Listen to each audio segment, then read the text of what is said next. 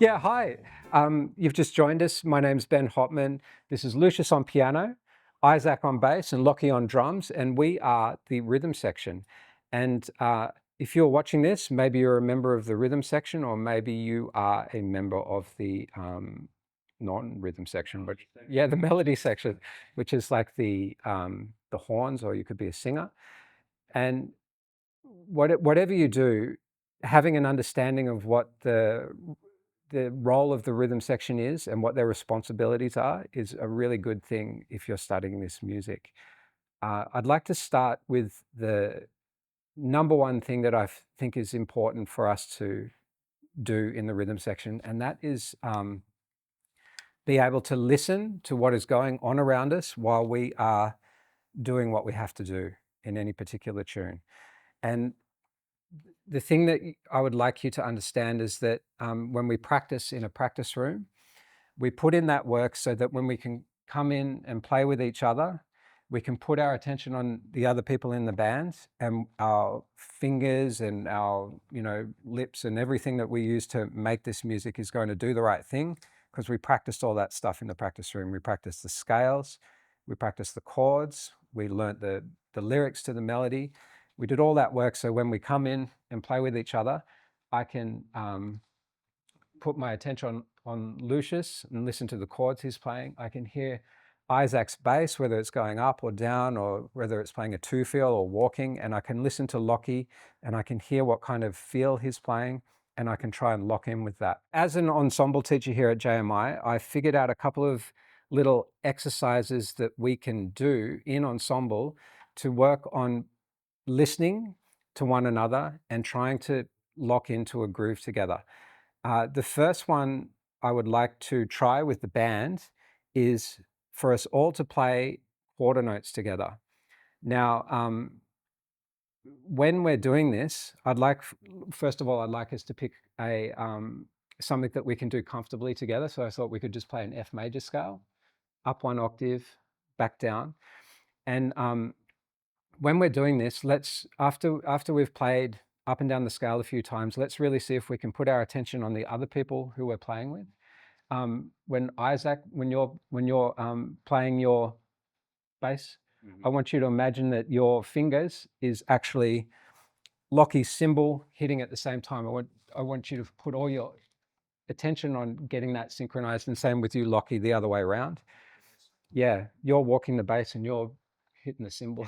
Right. Yeah. And Lucius and I are going to play the scale up and down, and we're going to lock in with these guys, right? And let's see what happens. And if it starts grooving, maybe I'll start playing something on top. Okay.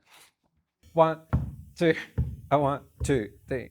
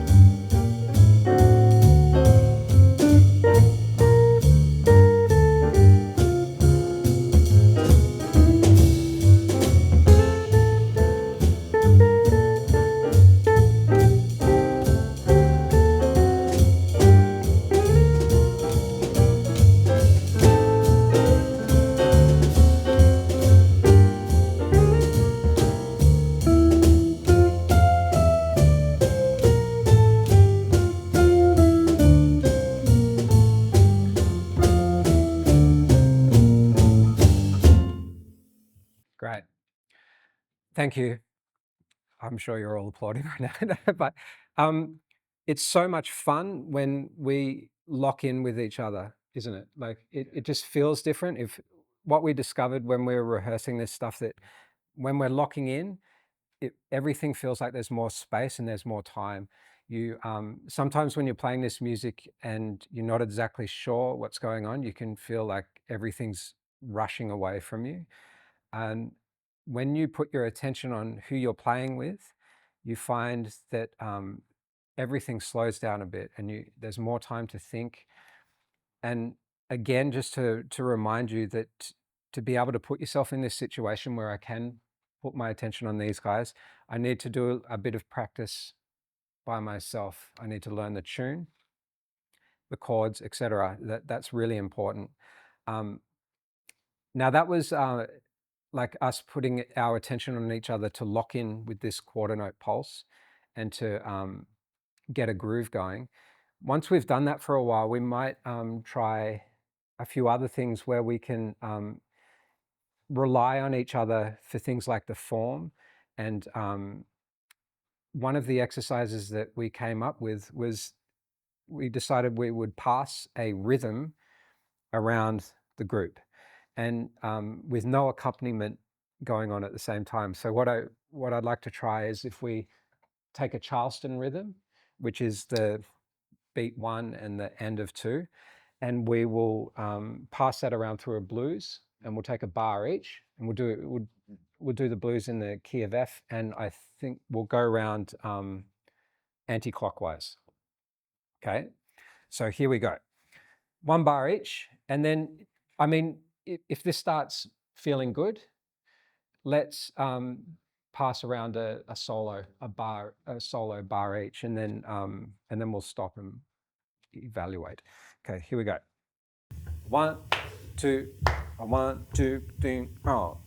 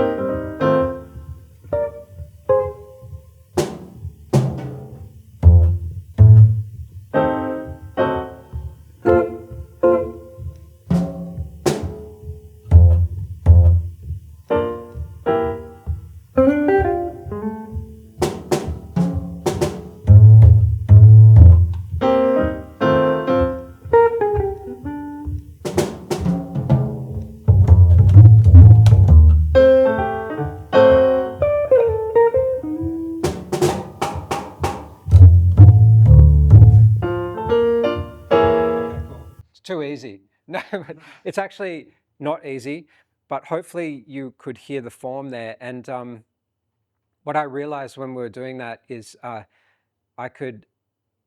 needed to pick something easy for myself to do so I could keep my attention on the form that was going around. So I wasn't trying to do anything too tricky. I just wanted to do my job, which was to, play that Charleston rhythm with the right chords. But now let's try something different, because we can do that and it's pretty cool. Let's just see what happens if we try and pass around a phrase. So we won't worry about how long we play for.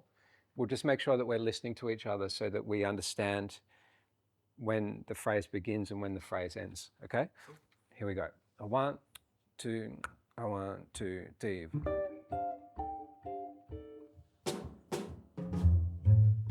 Okay, we'll do it again, but we can't jump on in it. Can't jump, it's still really separate. Yeah, we want to hear these little phrases, and they probably will go for a bit longer than the bar thing did. So what we're going to do, so this time we're going to pass around, it sounds like I'm repeating myself, doesn't it? This time we're going to pass around a phrase, and we're not going to worry too much about sticking to 1 bar, 2 bars. We're just going to play a phrase, whatever comes out, but we're going to make sure that we don't jump onto anyone's before they finish their phrase. So let's see if we can hear this thing that's going to go around. It's going to be like we're all soloing, creating a solo together. 1, 2, 1, 2, 3, 4.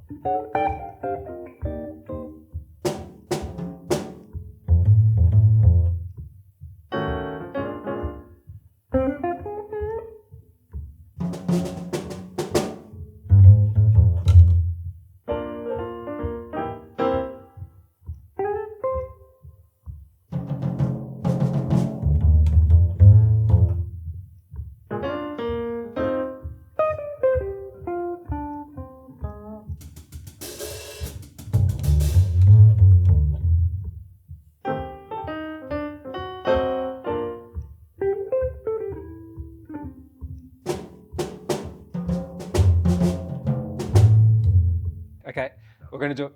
Yeah, we're going to do it. No, it's not 2 bars. No, I thought that one. Yeah, but it's a right. Yeah. So this is I mean, if this stays in, it doesn't matter, because what's interesting is, like, if we're listening to this music going on, don't be afraid of the space that happens in between phrases. And we should use this as an exercise to get comfortable with that space and see if we can hear the form moving through.